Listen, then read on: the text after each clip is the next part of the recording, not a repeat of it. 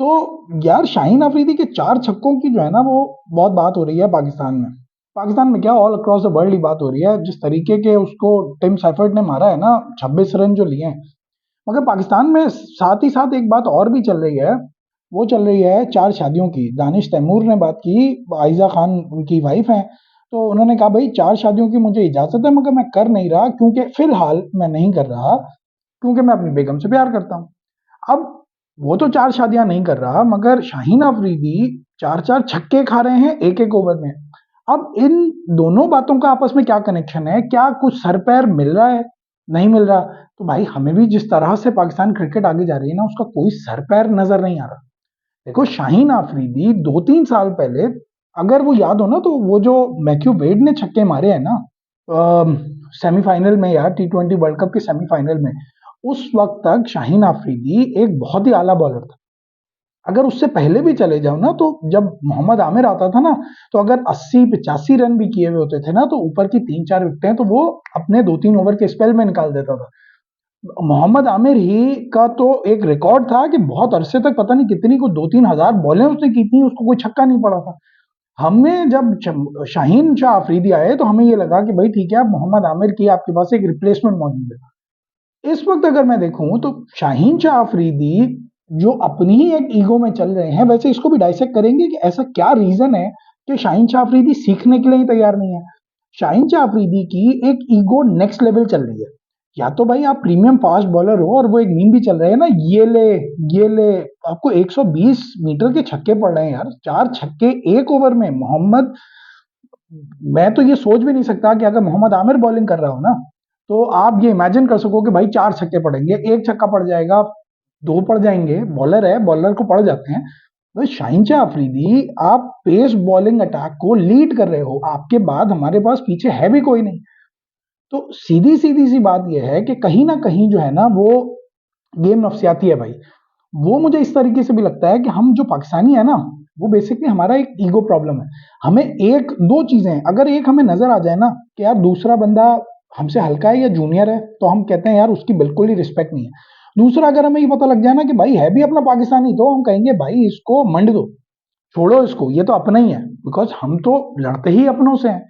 हमें तो आदत ही अपनों से ही लड़ने की है, बाहर वालों से लड़ने की तो हमें आदत ही नहीं है। या ताकतवर के खिलाफ तो अब हमने बिल्कुल ही वो कहा है ना कि नहीं नहीं भाई, जो हमारा लेवल है ना, अपना ले आओ सामने, और अपना भी ताकतवर मत लाना। अपना भी ऐसा लाना जो जरा ना, या तो मामा फुप्पे का जरा रिश्तेदार हो, ताकि कोई बात बात बन जाए, या फिर कोई हल्का लेकर आना। और जब हमें पता लग गया कि भाई सामने वाला हल्का है, तो हमने कहा है भाई इसकी तो मट्टी फेर दो इसकी। तो देखो यार, बड़ी सिंपल सी बात है। जब आपने सरफराज को कप्तानी से हटाया, फिर बाबर आजम ने एक लंबे अरसे तक कप्तानी की, उसमें कहीं ना कहीं ऑन एंड ऑफ आप जीत भी रहे थे, मगर आईसीसी के टूर्नामेंट आप नहीं जीत पाए। आईसीसी के टूर्नामेंट तो वो 90s की टीम भी आपको नहीं जीत के दे पाई ना। वो जो मोहम्मद हफीज ने कहा है, वो एक अलग ही रोला कट्टा है। उस पर तो एक वीडियो मैंने करनी है, वो उस, अगर तुम वो वीडियो देखना चाहते हो तो स्पोर्ट्स लगाओ को सब्सक्राइब कर दो। तो भाई अब चक्कर क्या है? चक्कर ये है कि शाहीन शाह अफरीदी को जब आपने कप्तान बनाया, तो एक सीरीज के बाद आपने कप्तान हटा दिया, तो बाबर आजम कप्तान, मोहम्मद रिजवान कप्तान, शाहीन शाह अफरीदी कप्तान। अब आपने उठा के उसको भेज दिया है कि जी वो, क्या नाम है आपका, सलमान अली आगा, वो है भाई आपका कप्तान। उसके बाद शादाब खान वाइस कप्तान, अगला कप्तान आप बना दोगे शादाब को। तो भाई आप 10 कप्तान अगर एक टीम के अंदर खिलाओगे, तो हर बंदा अपनी ही अपनी चलाएगा ना। वो कप्ताना मेरी जाना होता रहेगा। क्यों? उसको पता है भाई Babar Azam is for the future. Babar Azam को आप कितना ही कुछ बोलो, ठीक है यार, आपके पास एक ऐसा बैट्समैन है, क्योंकि आपको पता है कि आपके पास उसकी रिप्लेसमेंट नहीं है। सेम केस आपके पास शाहीन शाह अफरीदी का है। अब शाहीन शाह अफरीदी का नहीं चल रहा, तो वो इतना बुरा नहीं चल रहा कि एक ओवर में 4-4 छक्के, एक एक 2-2 छक्के तो वो मैथ्यू वेड के टाइम से, उसके बाद से जो है ना, वो अब खाते ही आ रहे हैं। तो हमें तो देखो यार, पर्सनली दुख इस बात का होता है कि मोहम्मद आमिर के बाद ना कोई एक ऐसा बॉलर नहीं मिल पा रहा कि जो जो कम से कम ऐसा तो कर सके कि मैच तो फंसाए। को मैच में कोई ऐसी कोई स्विंग हो रही हो। पहला ओवर ये अच्छा करते थे, अब वो पहला ओवर या दूसरा ओवर भी अच्छा नहीं हो रहा। 26 रन प्रीमियम फास्ट बॉलर को, शाहीन शाह अफरीदी को, I think it's a wake up call. अब उसको जाग जाना चाहिए इस बात को लेके कि भाई, मतलब थोड़ा तो जरा आप थोड़ा तो जरा सोच लें यार।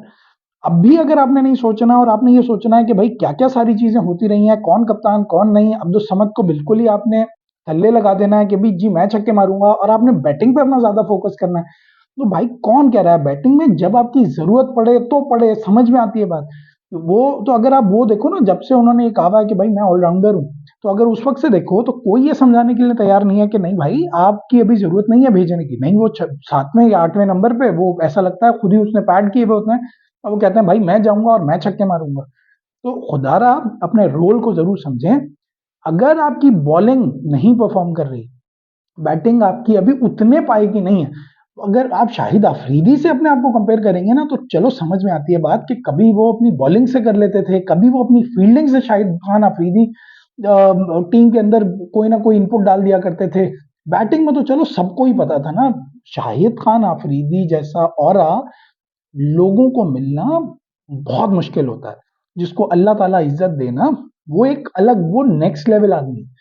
शाहिद खान अफरीदी लाला उसकी लीग का ही कोई नहीं है। तो फॉरगेट अबाउट हिम। आप शाहिद खान अफरीदी नहीं है। वो आपके ससुर जरूर हैं, खैर फैमिली रिलेशंस बिल्कुल डिफरेंट होते हैं, उन पर तो हमें बात भी नहीं करनी चाहिए। हैविंग सेड दिस, लोग इंस्पिरेशन लेते हैं ना लोगों में से, तो बैटिंग पे तवज्जो दें मगर साथ साथ मेन काम आपका जो है ना वो बॉलिंग है। अगर बॉलिंग में परफॉर्म नहीं होगा ना भाई तो हमें दुख होता है, जेन्युइनली हमें दुख होता है। वो जो 2 विकेटें थी ना रोहित शर्मा की, केएल राहुल की, वो याद है हमें अभी भी।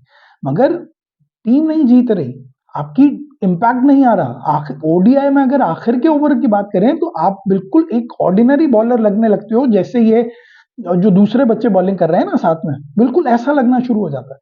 तो खुदारा थोड़ा सा जरा हमारे ऊपर भी रहम करें, ईगोज अपनी थोड़ी सी साइड में रखें। अच्छे लगते हैं ये एटीट्यूड मगर वो तब लगते हैं जब टीम जीत रही हो, जब वो आपकी परफॉर्मेंस में नजर आ रहा हो। आप 4-4 छक्के खा रहे हो और उसके बाद आपका एक एटीट्यूड हो तो वो एटीट्यूड समझ में नहीं आता ना।